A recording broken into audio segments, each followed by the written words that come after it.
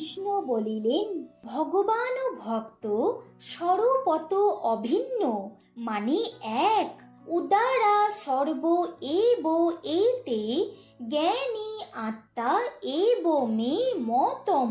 আস্থিত সহি যুক্ত আত্মা মাম এব অনুত্তমাং গতিম। শ্রী ভগবান বলিলেন, কোনো ভক্তই আমার অপ্রিয় নহেন, কিন্তু জ্ঞানী আমার অত্যন্ত প্রিয়, কারণ জ্ঞানী আমার আত্মস্বরূপ, ইহা আমার নিশ্চয়।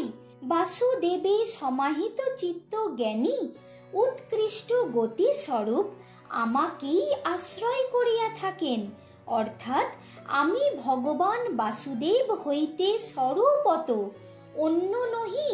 এই বুদ্ধি জ্ঞানীর সর্বদা দৃঢ় থাকে। বহুনাং জন্মনাম অন্তে জ্ঞানবান মাং প্রপদ্যতে, বাসুদেব সর্বম ইতি সমহাত্মা সুদুর্লভ।